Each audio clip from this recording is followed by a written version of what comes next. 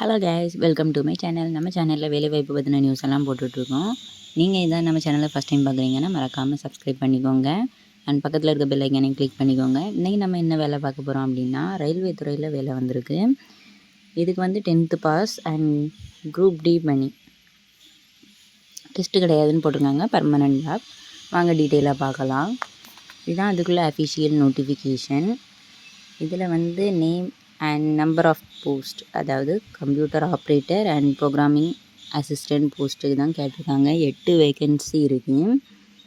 And இதில் கொடுத்துருக்க அந்த வெப்சைட்டில் அப்ளை பண்ணிக்க சொல்லியிருக்காங்க. அண்ட் எசென்ஷியல் குவாலிஃபிகேஷன் என்னென்னா, passed matriculation examination with minimum 50% mark வேணும் அப்படின்னு கொடுத்துருக்காங்க. Technical qualification ITI certificate applicated to NCT is compulsory அப்படின்னு கொடுத்துருக்காங்க.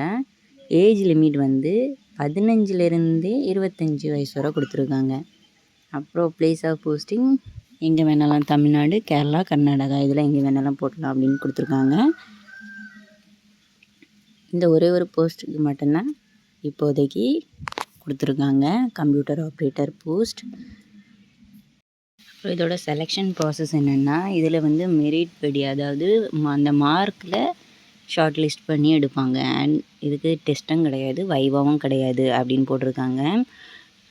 அதுக்கப்புறம் வந்து ஃபைனல் டிசிஷன் வந்து அவங்க அந்த மார்க் படி சப்ஜெக்ட் வெரிஃபிகேஷன் பண்ணிவிட்டு எடுப்பாங்க அப்படின்னு போட்டிருக்காங்க. இம்பார்ட்டன்ட் டேட்ஸ் அப்படின்னா, இதில் வந்து முக்கியமாக இது என்றைக்கு வெளியிட்டாங்க அப்படின்னா 4ஆம் தேதி. இது என்றைக்கு க்ளோஸ் பண்ணுறாங்க அப்படின்னா 17ஆம் தேதி க்ளோஸ் பண்ணுறதா போட்டிருக்காங்க. எசென்சியல் குவாலிஃபிகேஷன் வந்து கேண்டிடேட் மெசேஜ் அதே தான், அந்த எக்ஸாமில் வந்து 50%க்கு மேலே மார்க் இருக்கணும் அப்படின்னு போட்டிருக்காங்க.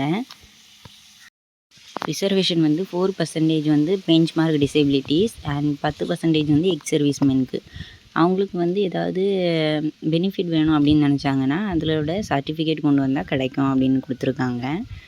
அதுக்கப்புறம் எஸ்சி ஸ்லாட் வந்து மெம்பர்ஸ் இல்லாமல் ஃபில் ஆகாமல் இருந்துச்சுன்னா எஸ்டியில் இருக்கவங்க ஃபில் பண்ணிக்கலாம். அப்படி எஸ்டி ஸ்லாட் வந்து ஃபில் பண்ணாமல் இருந்துச்சுன்னா எஸ்சியில் உள்ளவங்கள எடுத்து போட்டு ஃபில் பண்ணிக்கலாம் அப்படின்னு கொடுத்துருக்காங்க.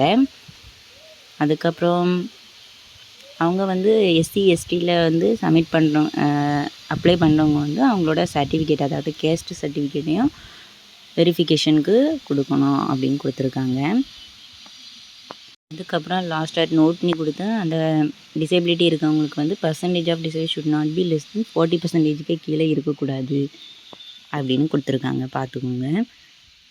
அதுக்கப்புறம் reservation for economically weaker sections. Economically weaker செக்ஷனில் இருக்கவங்களுக்கு வந்து அவங்களோட ஆனுவல் இன்கம் வந்து 8 lakhsக்கு கீழே இருக்கணும், அப்போ தான் பெனிஃபிட் கிடைக்கும் அப்படின்னு கொடுத்துருக்காங்க. அண்ட் அவங்க வந்து சேலரி எதுலன்னா, சேலரி அக்ரிகல்ச்சரல், பிஸ்னஸ் அண்ட் ப்ரொஃபஷனில் 8 lakhக்கு கீழே தான் இருக்கணும் அப்படின்னு கொடுத்துருக்காங்க.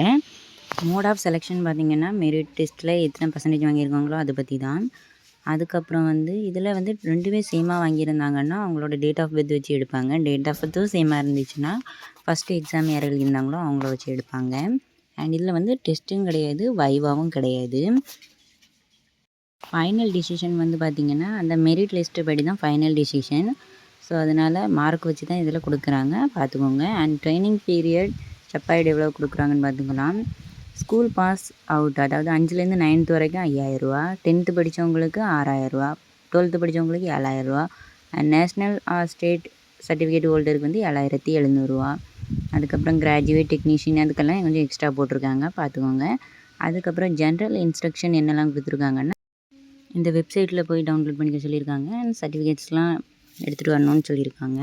அண்ட் என்னென்ன சர்டிஃபிகேட்னா 10th உள்ள mark sheet, ITI mark sheet, standard mark sheet, அதுக்கப்புறம் சர்டிஃபிகேட் ஃபார் ப்ரூஃப், அதில் என்னெல்லாம் வருமோ அதெல்லாம் எடுத்துகிட்டு வரணும். அவங்க பர்த் சர்டிஃபிகேட் அந்த மாதிரி எதெல்லாம் கொடுத்துருக்காங்களோ அது, கேஸ்ட் சர்டிஃபிகேட், டிசேபிலிட்டி சர்டிஃபிகேட் இருந்தால் டிசேபிலிட்டி சர்டிஃபிகேட், அதுக்கப்புறம் எக்ஸ் சர்வீஸ்மேன்லேருந்து டிஸ்சார்ஜ் பண்ணியிருப்பாங்கள்ல அந்த இது. அதுக்கப்புறம் என்ன கொடுத்துருக்காங்கன்னா நோட்ஸ், ஒரிஜினல் டாக்குமெண்ட்ஸ் எல்லாம் 2 செல்ஃப் அட்டாச்டு ஃபோட்டோ காப்பி கொண்டு வர சொல்லியிருக்காங்க. அதுக்கப்புறம் இம்பார்ட்டன்ட் இன்ஸ்ட்ரக்ஷன் கொஞ்சம் கொடுத்துருக்காங்க. அந்த ரயில்வேல அந்த இதுக்குள்ள வேலையில் இன்ஸ்ட்ரக்ஷன்ஸ் கொடுத்துருக்காங்க,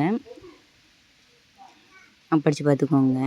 அதுக்கப்புறம் வந்து கீழே வந்து வார்னிங்னு ஒரு 3 பேராகிராஃப் கொடுத்துருக்காங்க. அதையும் படித்து டீட்டெயிலாக பார்த்துக்கோங்க. அண்ட் லிங்க்ஸ் எல்லாமே கீழே கொடுக்குறேன். மறக்காமல் சப்ஸ்கிரைப் பண்ணிக்கோங்க.